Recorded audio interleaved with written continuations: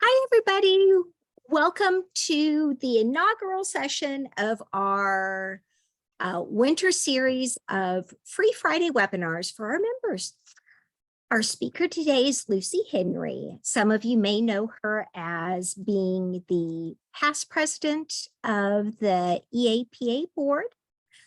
She's also a and the VP of Stakeholder Relations with First Son EAP in South Carolina. And she's also been very active in both the North Carolina and South Carolina EAPA chapters. So I am going to actually, let me just pause. I'm sorry, Lucy. I do have a couple of things that I want to announce before I hand the reins over to Lucy. We have set the date for the spring virtual conference. We're going to do that again, and that's going to be Tuesday, April 25th. On Monday, the recordings package from Norfolk will go on sale. Those of you who bought the package as part of your registration will get the email with your access links on Monday. We also have we have another SAP training getting ready to kick off. Registration closes tonight for that. So if you're interested, jump on it. And also, I just want to let you know that next week, we are going to talk about eating disorders, how to identify, when to refer them. So we're going to get into all of that. And registration is currently open for that. Now, I'm going to turn the reins over to Lucy, who's going to speak to us about grief today. And we are so glad to have her.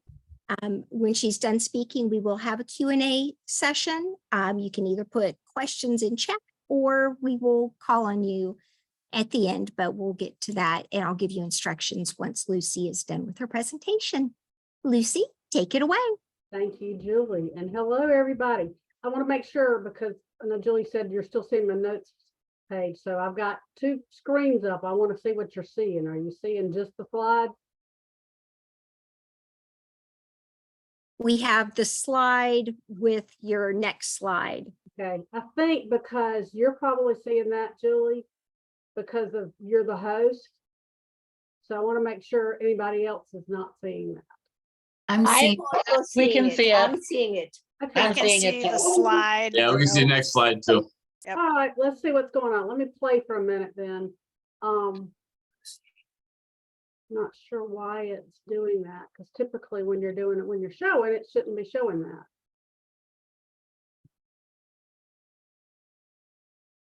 All right, now what are you seeing? Just the slide. Okay, cool. Good deal. Sorry about that. So, you know, we always have to do a little bit of technical fine tuning because everybody's systems are different. So happy New Year, everyone. I'm excited to kind of be the first 2023's virtual webinars.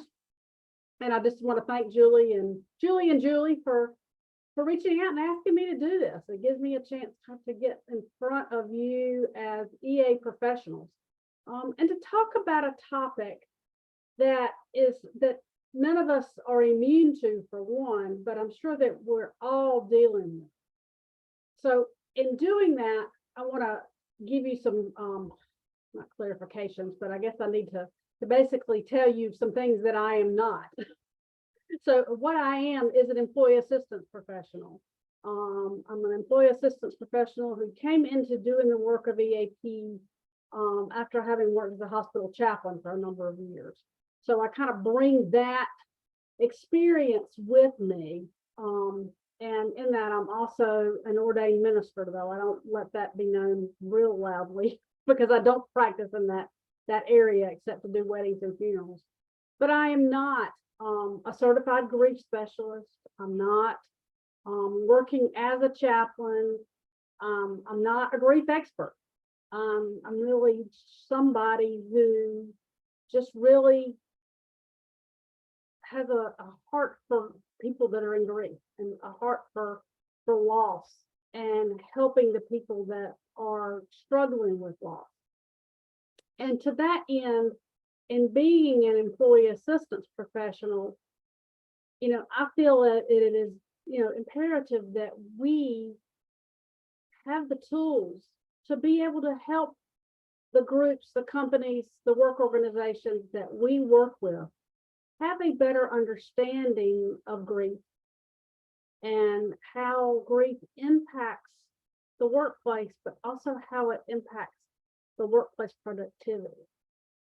I'm not going to get into all the facts and figures of, how much grief costs a work organization or in the United States.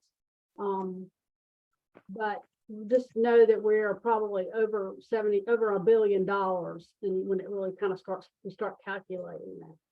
And I think so much of that has to do with how grief and loss is handled by workplace leaders when employees have a loss. So that's kind of where we are today and where I kind of want to go with this. For you as employee assistance professionals, whether you're SEEPs or not, you may be a provider or a clinician, you may be an internal EAP, an external EAP, teaching, any number of things. So I'm hoping that you'll be able to take something away from this as we just talk about and really have a dialogue about grief in the workplace. So Julie had asked me to kind of set some objectives, so I did do that, and kind of go in kind of 3 places today. And the first is that we're going to kind of look at grief loss theory. And you will have to excuse my dog. Just get through it because I can't get away from her. But to really understand kind of grief loss theory, just kind of look at grief loss theory and how it applies to the workplace. Secondly, we're going to really kind of look at finding meaning in loss. And this will come from some work by David Kessler and his newest work that came out in 2020. And then lastly, I think we're going to kind of look at the new dynamics of grief as we look at this kind of, if we want to even say it's a post-COVID world, and that's how it's being referred, but the post-COVID world. If you'll excuse me, I'm going to make sure this door is closed back.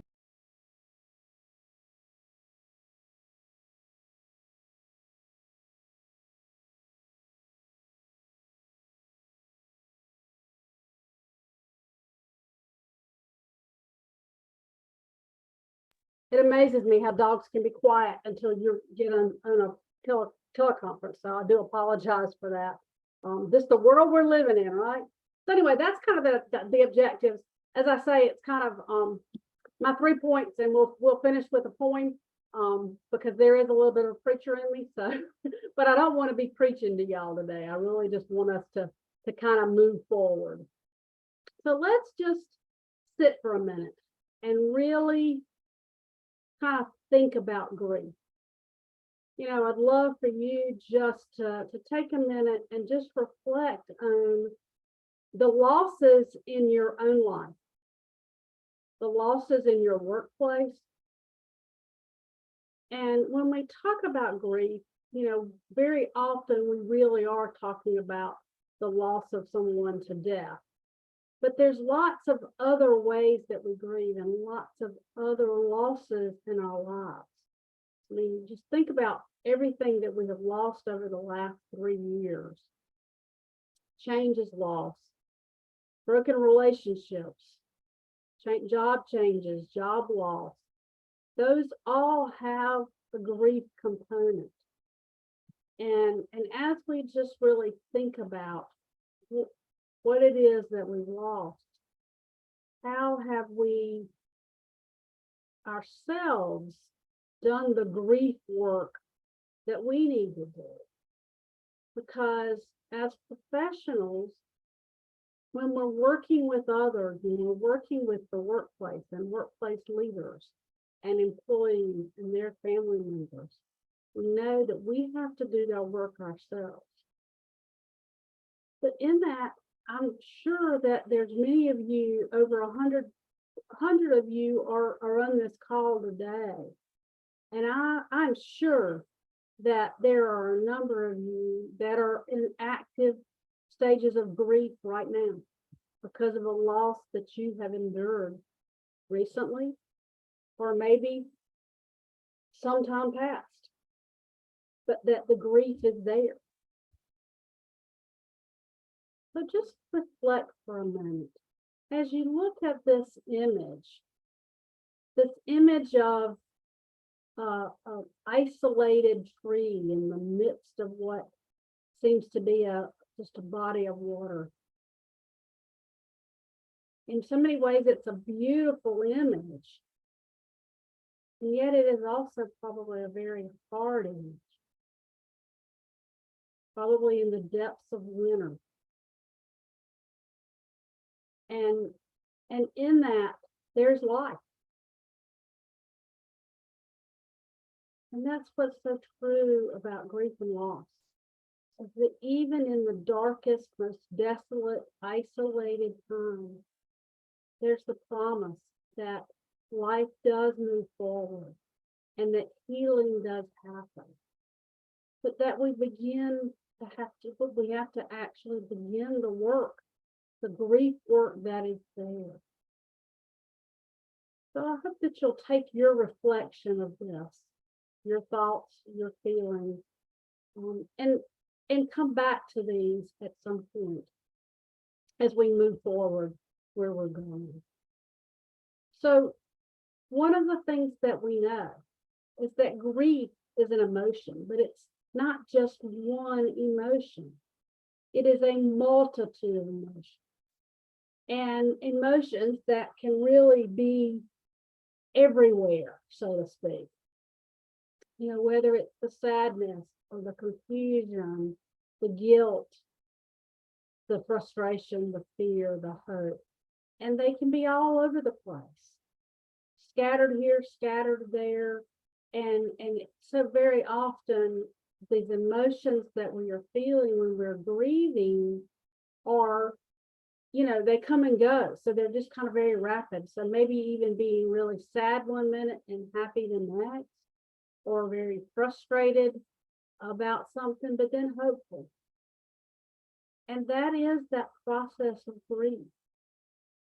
And what is so important about grief work is that we ourselves, because we're gonna have grief in our own lives, but that we also encourage the people that we're working with to really feel those emotions, to identify the emotions as they go through these. And then also, as we consult and work with workplace leaders who are dealing with employees that are struggling with grief, for them to recognize that there are so many emotions, just a total multitude of emotions that can be all over the place. And it's that feeling those emotions is not wrong. So to know that the emotions of grief go along with that desolation, isolation, dark place. But in order to get to that place of hope and healing and life, these emotions must be felt and must be recognized and felt. So as we think about the world of work, the world of work that we so often live in the work that we do, we know that grief is present, probably at some point in all times. Now, I'm sure that there are a number of you who are crisis specialists, crisis response specialists, or disruptive event management specialists that you know, go into the workplace when there's been a crisis. And so often, you know, those crises are that an employee has died. And so, you know, as employee assistance professionals, we show up. We show up to be there to hopefully consult with the workplace leaders, the managers, the HR, the CEOs about what's going on, and also what to expect. And then we show up to just to kind of be there to consult with those employees, to hold space with them, and to listen, to talk about the person, their coworker that is no longer with them. That's one of the key things that we do as employee assistance professionals. But so often then we go in, we may do some follow-up, but we pretty much leave. And how much work are we really doing with those workplace leaders, the managers, the HR, the C-suite folks, on how to really continue to support that employee? So think for me with a minute, just with a little case example, and what something you may have seen in a workplace that you have worked with. So let's take the place of Connie. Connie's husband, Ken, had been diagnosed with cancer 4 years ago. Connie and Ken had been married for over 30 years. And as it became obvious in January that Ken was losing his battle, this 4-year battle that he had with cancer, Connie, decided that she was going to take time off work to be with him. And she took 5 weeks leave of absence so that she could be with him in the hospital and in hospice. So that was in January. And then on March 17th, Ken passed away.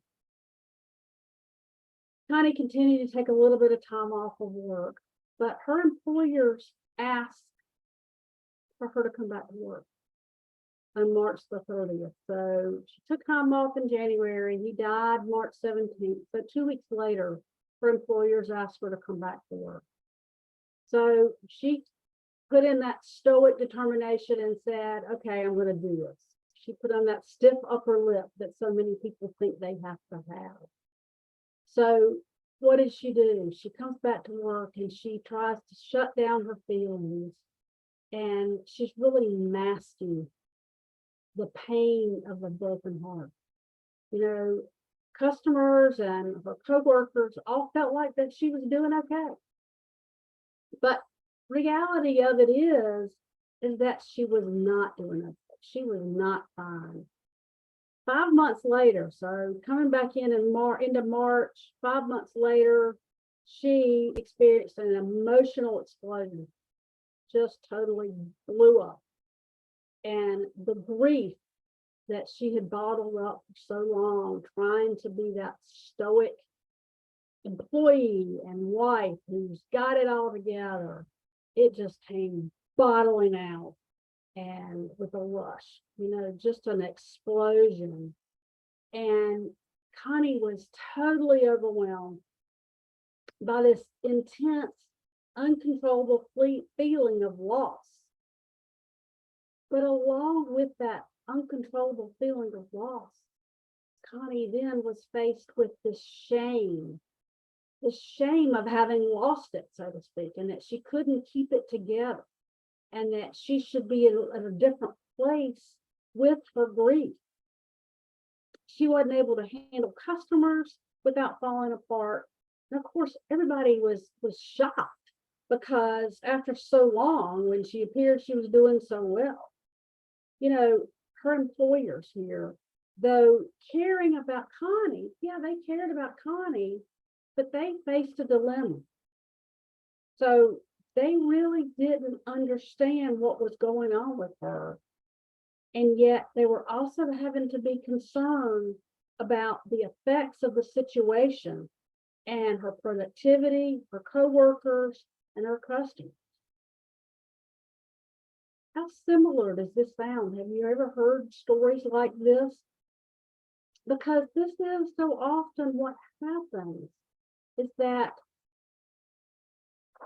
in today's, at least the United States workforce, folks are expected to take their time off work, and, whether it be their 2 or 3 or 4 day bereavement leave, or even longer, and then come back and have it all together and have tidied up all those emotions. But the reality of grief is that there's nothing tidy about it. And grief is a process. And it's a process that has to be worked through. But it's also a process that folks in the workplace that oversee these employees, or even the workplace leaders themselves, because again, we're not immune to loss, that we're all going to have to go through it. So as employee assistance professionals, my guess is many of you have experienced grief to a very high extent, probably more than once in your life, because life, we don't get out of this life alive. And as we form bonds, as we share love with people, the loss of them hurts. It is a physical pain, and it's a multitude of emotions that have to be worked through. So when we talk about theories of grief and loss, there's a number of different theories out there. Probably the one that most folks are most familiar with are the Kubler-Ross 5 stages. Elizabeth Kubler-Ross, along with really David Kessler, developed the stages of grief, but their intent was really for individuals who are dying. So it was part of that dying process and really trying to deal with a person's kind of own demise, so to speak. And from that, it then became, these stages of grief that people have to work through. And it was never really intent to be that way. But the other part of that is they were never meant to be linear. And so many people, really don't understand that denial and anger and bargaining and depression and acceptance, that you're going to, I'm going to be in that denial stage first, and then I'm going to be in acceptance. But the reality of it is that you can be in denial one minute and bargaining the next and acceptance the next, and then right back to anger. So I didn't put an illustration here, but, it really is, if you think about, a drawing, it's a bunch of loops. But it's those stages that we think about very often when we think about grief fear. And then there's a couple of others. I want to come back to these 5 stages in the workplace, but I want to mention just kind of 2 other kind of tasks of mourning from William Worden. He wrote a book on just on grief and grief work. But basically he says that every person that has a loss, that is grieving, really has 4 tasks. And this is the work of mourning, so to speak. So it's the 4 tasks of mourning. And the first is that reality of the loss is accepted. So just the reality. It's not we're accepting the fact that it's happened, but this is, this happened. So again, we accept that. But in that, we allow ourselves to feel, to experience the pain of grief. And then there's just an adjustment to that fact that that person that we love and lost is no longer there. They're missing. And then that last kind of task is beginning to find an ongoing connection with the person that we have lost, but also that life continues for us, for those that are still here. So how do we continue to remember? And then another theory that a grief researcher, expert by the name of Alan Wolfelt says, and these really kind of go along with words, but he talks about, the journey and the yield signs, the things that we really have to really stop and pay attention to. And again, it's that acknowledging the reality of the death, experiencing the pain, remembering the person who died, but developing that new identity. But then he adds 2 more.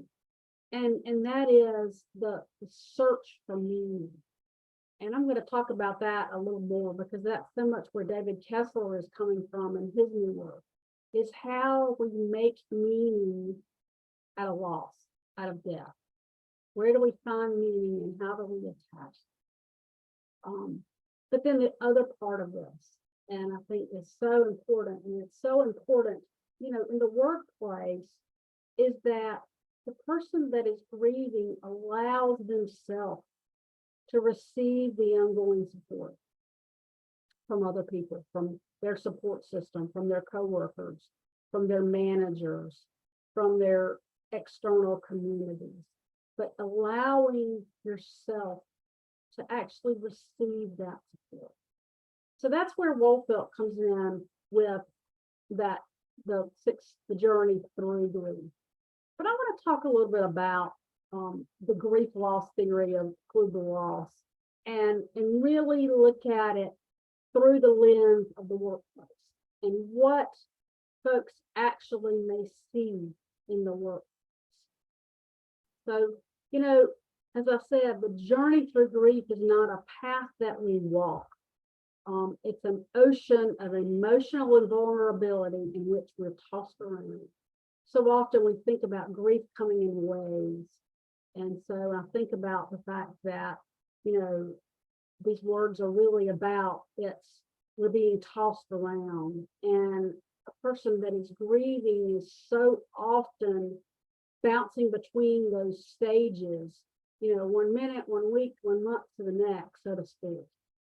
And the truth is, for an employee that is grieving, that employee needs to be engaged by people in leadership on a frequent basis. You know, I talked briefly about the fact that the impact of employees who are grieving in a business is staggering. They used to say 75 million, and now they're saying over with COVID over 1 billion, because grieving affects morale, teamwork, and an employee's work performance. So there's a cost there because there's performance issues. And again, as employee assistants, professionals, as we really think about the work that we do, you know, are people that are grieving, are they formal workplace referrals or supervisor referrals? Is that what needs to happen? Or is the work that really needs to be done with the workplace leadership in really trying to understand and again, walk alongside, engage those employees? So let's think about denial for a minute and how denial might show up in the workplace. You know, it might manifest itself in a lack of concentration and an inability to focus. You know, so often with denial, there's just this numbness that accompanies the individual, and it can be noticed in like a blank stare or a frozen gaze, or somebody that just seems to be daydreaming. You know, denial is a fluctuating state of non-productivity when the brain suddenly shuts down. And what it does is it forces a person to sit silently, staring off into space because they're overwhelmed by the situation. Now we think about the workplace. This can often be, you know, a real risk to a workplace, because if something that an individual is really dealing with, you know, they're not paying attention to what they're doing, and an accident waiting to happen. So, you know, it's a phenomenon of our brains, or an individual's brain trying to cope with the trauma, you know, and it does create those liabilities. So again, people that are in a grieving situation need to be monitored closely, but monitored with care and compassion and concern. And their work needs to be reviewed. And workplace leaders need to be consulted and taught to be able to see these things, but again, to also know how to deal with compassion and empathy with an individual who's in these stages. Anger, again, is very often more apparent because it could be a mood, or it could be that an individual is just very pessimistic. They may not just be getting along with coworkers. They could be very outspoken and then all of a sudden be very silent. But very often what a person who is dealing with anger needs is space, but yet they also need understanding. It might be that they just be allowed to vent, but also to know that there's safe space for them to vent, and it's part of this grief process. So a leader that is aware of this is a leader that is able to listen with the intent of learning rather than trying to fix it or give advice.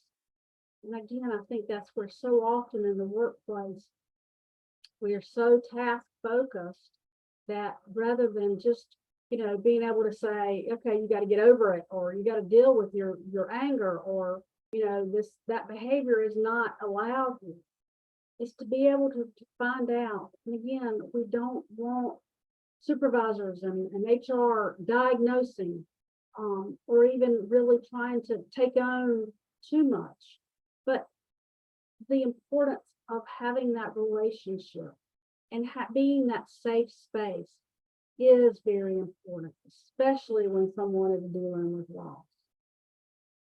The bargaining stage, again, it can be one that kind of goes back and forth, and it can be, a slight sadness or utter desperation.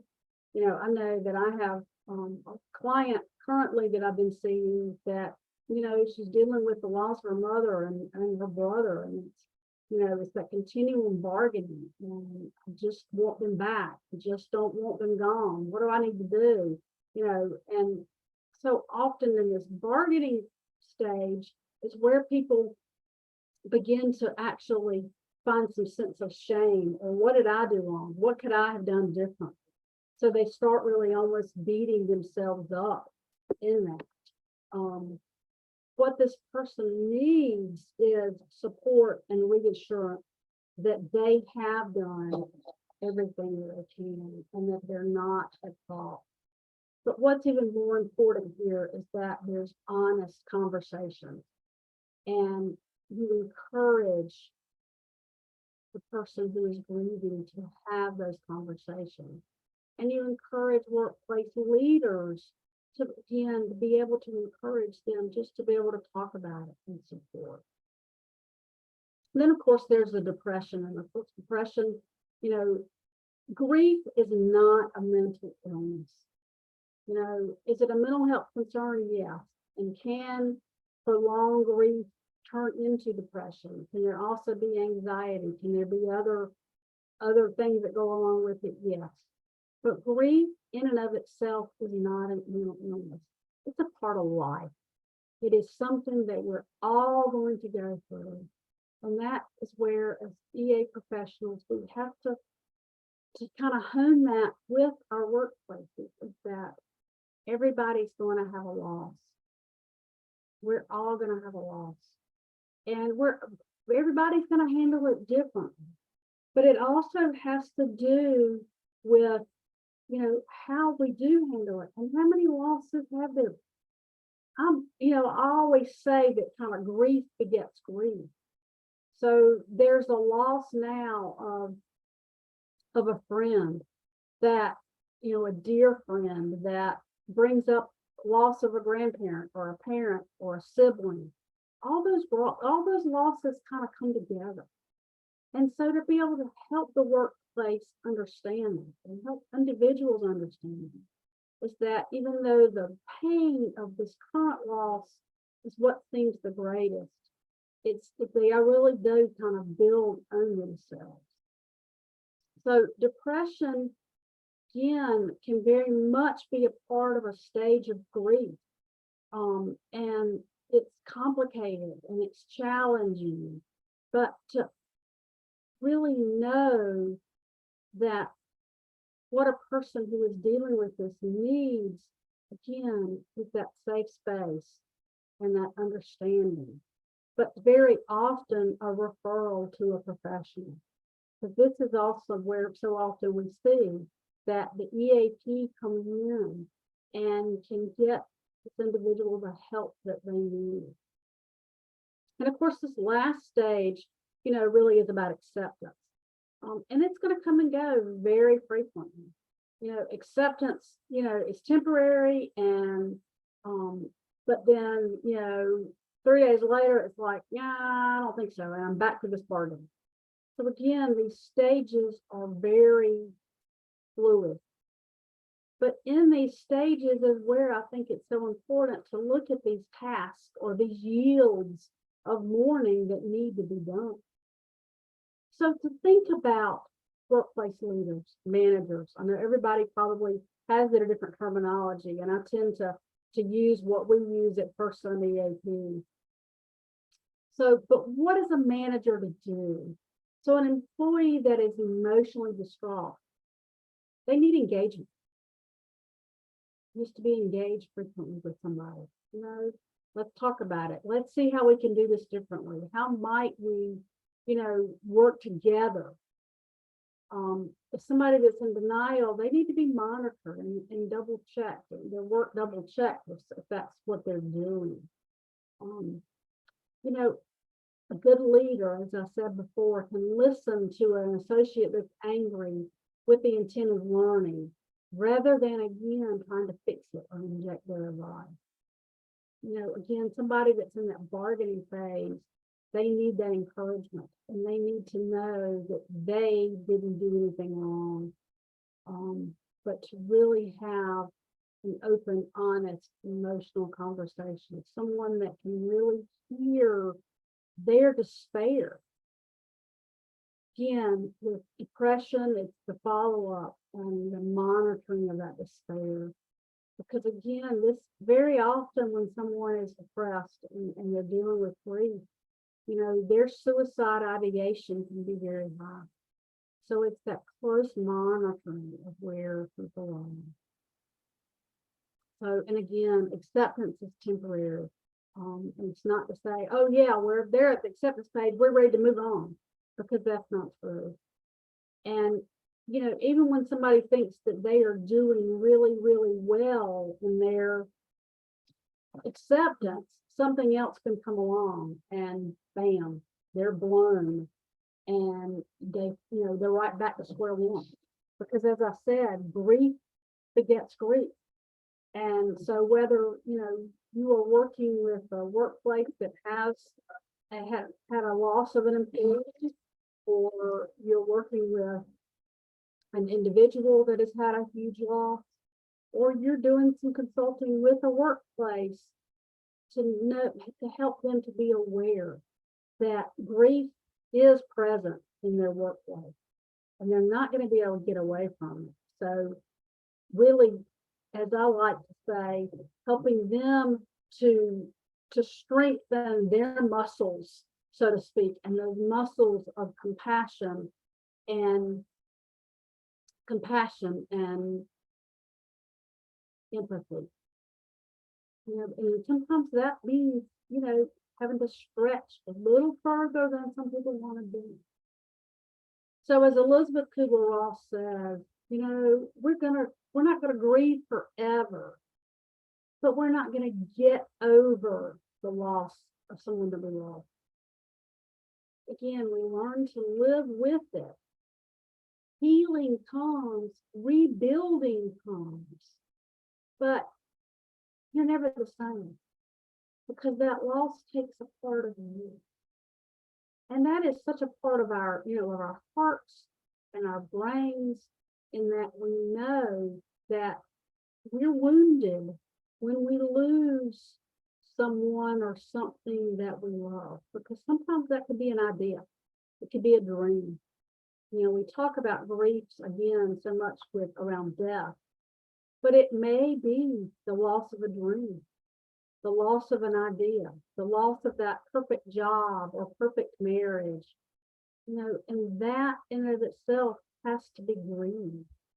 So to know that we are never the same when we lose something or someone, because they take a part of us with them, but a part of them stays with us as well. So as we think about finding meaning in loss, David Kessler's latest book that came out in 2020, really talks about the loss. I mean, because here he is, a grief researcher who had worked with Elizabeth Kubler-Ross. He's written all these books, he's done all this work, and his 21-year-old son dies. And it basically, rocked his world as it would anybody. But from there, he was able to actually pick up work that he'd begun years before on finding meaning. What do we do? How do we remember? And it's not about making meaning out of the way somebody died, but it's how do we remember and how do we move forward carrying that love that we have and that they had for us? How do we do that? So often when I have gone into workplaces that have had a loss, we talk about the person, we talk about the symptoms of grief. So often folks are just trying to share memories. But I always say, so how are you going to remember this individual? What do you want to do to kind of keep them present and the thought of them present with you? Not long ago, I was actually doing a virtual response to a death with a group. And one of the things that, and it was a suicide, but one of the things that the group had done together was they had made little figurines. They had an art project. And this individual who had died had made a little kind of personification of himself. He was a musician. He was a rocker. And one of his coworkers actually had that. And we talked about, that personification, but how they wanted to keep that and remember him in that way. We talk about the jokes that people tell. I know that for First Son EAP, for those of you who probably don't know who we are, we're a small EAP, small regional EAP in South Carolina, but with a national reach. 21 employees, and I've been with First Son for 23 years. Well, in 2005, our founder, father of us all in so many ways, and leader, Don Lake, died suddenly. So as a group, as a work organization, we had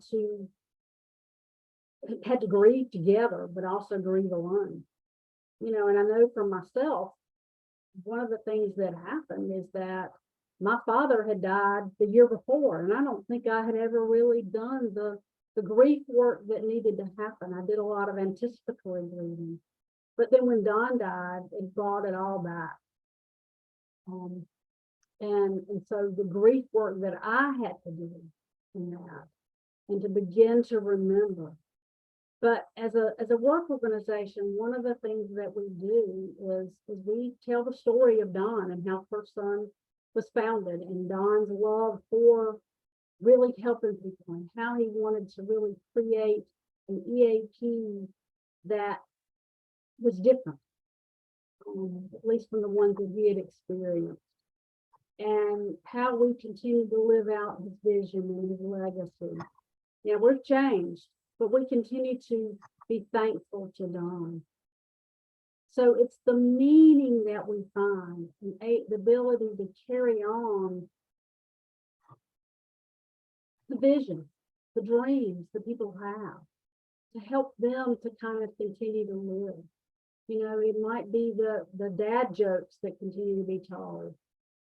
You know, another way that I remember and connect is when I've lost a dear friend. And one of the things that she always did, she was known for her, she always wore pearls. She's a perfect Southern lady that always wore her white pearls and her red lipstick. And, you know, so for anything special that I'm doing, you know, I'm putting on my pearls and I'm going to remember Robin. But I'm also going to put on that lipstick and I'm going to think about her laugh and her love for her friends and her family. But that's how we remember. That's how we find meaning in life. And that's one of the things that as consultants, we help the workplace to do. We encourage them to find ways to remember, to give. You know, it might be that there's a project that a group of people will do in the name of the person who died, or maybe there's a tree that's planted, or a plaque or a bench. But just to be able to do those things, and as consultants, we have the power to do them, and to be able to help these workplaces to know that there's loss there, but also to encourage the workplaces to encourage their employees to find ways, find meaning. You know, if someone they lost a family member to suicide, getting involved in the local suicide chapter or one of those ways, or being able to help children. There's so many ways that we can find that meaning, that we can create that meaning. So to know kind of, you know, that there is that 6th stage grief and where that goes in the work that is done. You know, and so one of the things that I've talked about is how we are working with the workplace. And so I wanted to share, some of you are probably very familiar with this, because I love Brene Brown, as so many of you do. I want to share this just really good clip that she did on empathy, because I think this is just a good basic way that we can help consult and help teach and train everyone, but especially the workplace, to know what empathy is. I'm hoping you can hear this.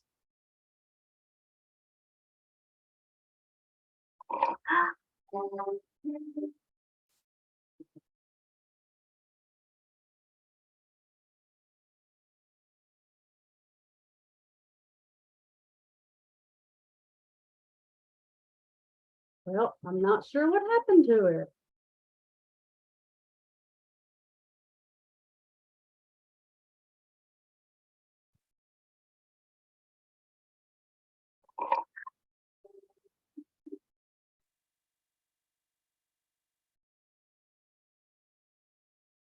So what is empathy and why is it very different than sympathy? Empathy fuels connection. Sympathy drives disconnection. Empathy, it's very interesting. Teresa Wiseman is a nursing scholar who studied professions, very diverse professions where empathy is relevant, and came up with 4 qualities of empathy. Perspective taking, the ability to take the perspective of another person or recognize their perspective as their truth. Staying out of judgment, not easy when you enjoy it as much as most of us do. Recognizing emotion in other people and then communicating that. Empathy is feeling with people. And to me, I always think of empathy as this kind of sacred space when someone's kind of in a deep hole and they shout out from the bottom and they say, I'm stuck, it's dark, I'm overwhelmed. And then we look and we say, hey, I'm down. I know what it's like down here, and you're not alone. Sympathy is, ooh, It's bad, uh-huh. No. You want a sandwich? Empathy is a choice, and it's a vulnerable choice, because in order to connect with you, I have to connect with something in myself that knows that feeling. Rarely, if ever, does an empathic response begin with at least. I had a, yeah. And we do it all the time, because you know what?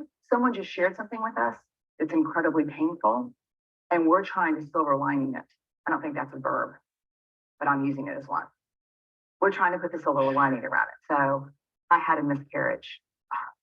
At least you know you can get pregnant. I think my marriage is falling apart. At least you have a marriage. John's getting kicked out of school. At least Sarah is an A student. But one of the things we do sometimes in the face of very difficult conversations is we try to make things better. If I share something with you that's very difficult, whether you say, I don't even know what to say right now, I'm just so glad you told me. Because the truth is, rarely can a response make something better. What makes something better is connection.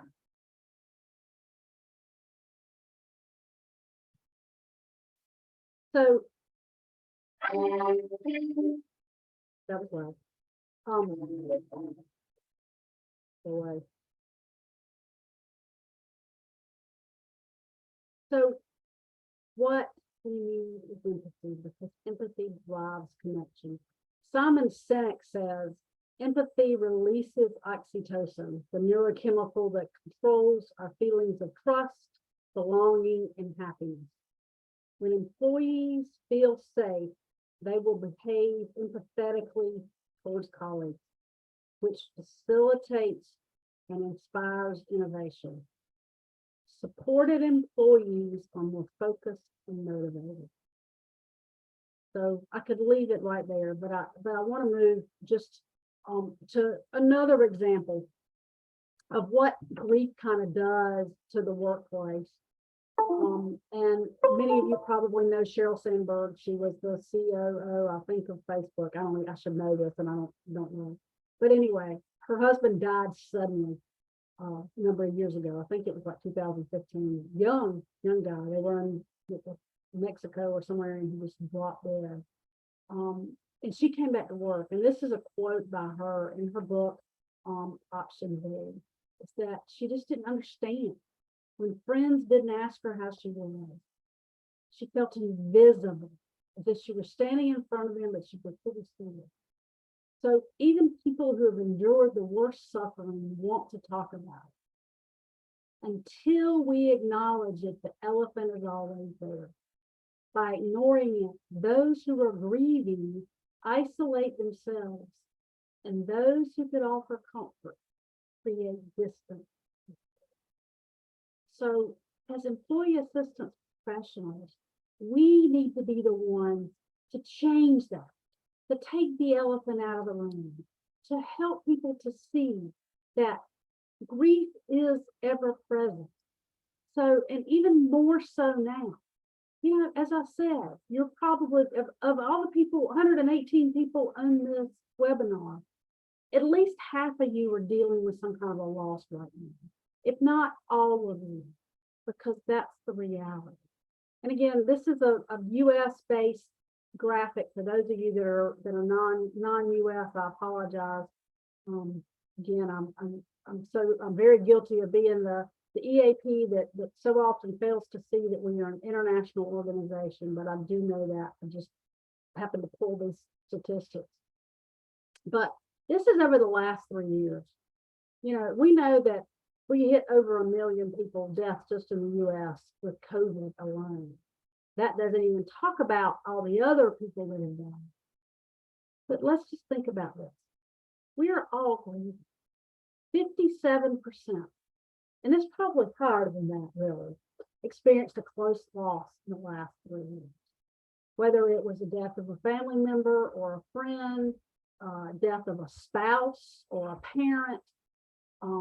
Death of a spouse is probably 3%, death of a child. But you know what? Look, one of the things that we so often don't recognize when it comes to breeding is our forelegged. Because what is that connection that we have to those animals? And we're gonna, if you own animals, you're gonna lose an animal because their lifespan is so much shorter. Because they come to teach us how to love and to be loved. And their work is done, so we say. But again, to think about, we are all breathing. One of the things that David Kessler had said, again, in the early pandemic, and I have given y'all in the resources, there's a link to the podcast that he did with Brene Brown. And basically just talked about all the emotions in the early pandemic. You know, we talk about anxiety, we talk about depression, it's all grief. And the reality of it is that that's not going to stop. So here we are in this world. I don't even want to call it a post-COVID world because I don't think we're there yet. We think that we're there, and then we come right back, and people are sick, and we're living with flu and RSV and COVID, and everybody's afraid. But if everybody's afraid of losing somebody that they love to this disease, or losing what they know and are comfortable with. So what we have to do and what we have to teach to these people that we're working in is that we're all dealing with loss. And in that, there's also very much trauma. My colleague, Christine Eisenhower, did a webinar last month on post-traumatic growth and really working within loss. So if you want a part of that, I'm sure, I don't know if the recording is there or not, but it's excellent. And so she and I love to kind of trade ideas back. But here's the reality. We're in this world of disengagement, of quiet quitting, of folks just not sure what their work-life balance needs to be. And it's impacting the workplace. So what do we need to do? Well, this again is my premise and my premise only. It's not First Son EAP's opinion, but it's that, I think the quiet quitting and the burnout has to come, is coming from the fact that people are not seen. They're not seen, and they're not supported in their grief process. And so if we as employee assistance professionals and employee assistance programs can just even make an impact with one of our companies to do something differently. So to really be able to see their employees, to support their employees. We encourage these managers, these supervisors to, and again, I'm coining this phrase, they need to learn how to stretch their compassion and empathy muscles. So they need to build those muscles. So we got to stretch them and we got to build. And it's a painful process because we fear what we don't understand. And so often we just don't really understand the emotions of another person. But the best we can do is to provide support, to stand with them, to listen, and just to be there. I saw a quote and I was going to put it in and I didn't do it, but many of you probably have seen it. It's the story of Pooh and Piglet going to see Eeyore because they haven't seen Eeyore in a while. And Eeyore is saying, I just haven't felt like being out, and I didn't think you wanted to be around somebody who was so sad and morose. And so what do Pooh and Piglet do is that instead of talking and trying to talk him out of feeling sad and morose, they just sit with him. And that is the beauty of really being able to be with someone in their darkest hours, in their grief. By being able to be with them and let them feel the love that we have to give them. The biggest need of the workplace, of individuals in the workplace, is for an individual to be seen and supported. So I told you I was closing with a poem, and just to be able to think about this. Mary Oliver is, of course, one of my favorite poets, spiritual people, and she wrote a lot about grief, but I really like what this has to say. Look, the trees are turning their own bodies into pillars of giving of light, of giving off the rich fragrances of cinnamon and fulfillment. The long tapers of cattails are bursting and floating over the blue shoulders of the pines, and every pine, no matter what its name is nameless now. Every year, everything I have ever learned in my lifetime leads back to this, the fires and the black river of loss, whose other side is salvation, whose meaning none of us will ever know. To live in this world, you must be able to do three things: to love what is mortal, to hold it against your bones, knowing your own life depends on it, and when the time comes, to let it go, to let it go. So I thank you for allowing me to be here with you. I'm hoping that Julie will post these. I've got some resources that are linked. And again, my contact information is here. Would love to connect with you on an individual basis if possible. If you have any questions. But for now, I want to open it up to see if there are any questions, and I'm going to take the chair away. Well, I just want to pop in and let you know that it's actually 1:02. Okay. So I am happy to stay on and let people talk as they want to for as long as you have time. Whatever you're available for, I'm happy to sit here and I'm able to be here for a little while if folks. Okay, well then, I see that we actually do have a hand up already. If more of you have questions for Lucy, if you can also raise your hands, and we'll just call on people in turn. And let's get started with Tony. If you'd like to unmute and ask your question. Hi, Lucy. So I shared that in the span of 2 years, I lost both my spouse and my father. What advice do you give, like outside of therapy, for us as professionals to handle this? And I realize I'm not, probably haven't still done the work I need to do. But outside of just obviously therapy, what other resources or thoughts do you have in helping us sort of relate to that? Well, I mean, I think again, you know, I'm not coming across as a grief professional, but I think the big thing is we've got to do the work. You know, we've got to do the work, whether it's the therapist or not, but we've got to walk ourselves through our own pain and to recognize what the loss means to us and how it's changed us. But to also, again, remember and find the joy and the awe of that relationship, allowing yourself to remember, to reconnect, but then to share that love with others. Tell the stories. Thank you. Marcy, if you would like to unmute and ask Lucy your question. Okay, thanks so much. First of all, I'd just like to tell you how much I enjoyed your presentation.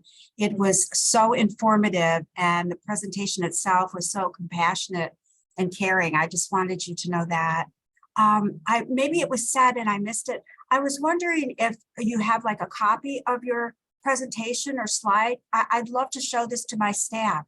Yeah, I've sent it to Julie, so I don't know how, Julie, if you send it out or if you post it. I did send a PDF of that, so yes. Oh, thank you. I'd appreciate it. Yes, anybody who would like a copy of the presentation, just email me. You all should have my email address. I'm the one that sent the link this morning, and I am happy to attach it and just send it right back to you. Thank you. All right, do we have any other questions from Lucy? Vina has her hand up. I don't know if she's. Vina, you want to unmute and ask your question?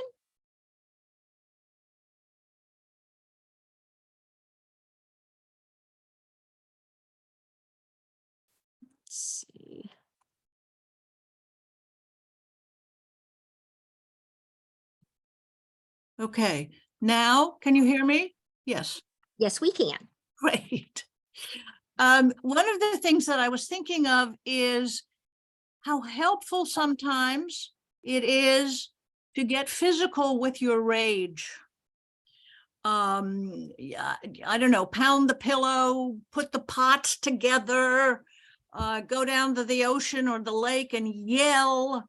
It's just very cathartic to get some of that physical manifestation of anger, to get it out instead of being quiet and intellectual. Sometimes we need to get out there and kick the tires, not the dog, to really relieve ourselves of some of the anguish. Thank you. Yes, I totally agree with that. Yeah, I mean, I didn't really talk about anger so much, but yeah, I mean, I think that we do have to, because anger is, and it is physical, it is energy. We have to use that energy. But in that, we also have to talk about, we're not just getting angry to be angry, but we have to, to really, if we're breaking dishes or pounding something, to be said, this is why I'm angry. And we can be angry at the people that have died. We can be angry at God. That's healthy. That's another presentation, but Thank you.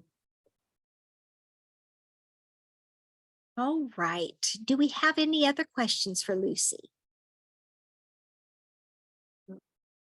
I thank y'all for allowing me to be with you. I think of this as sacred space. So thank you. And blessings to each one of you in this new year and the work that you're doing. Thank you so much for joining us today, Lucy. This was absolutely amazing. And we may have a subject for another webinar coming up. So, so thank you again so much. And thank you everybody for joining us. Registration is open for next week. Great. Thank you.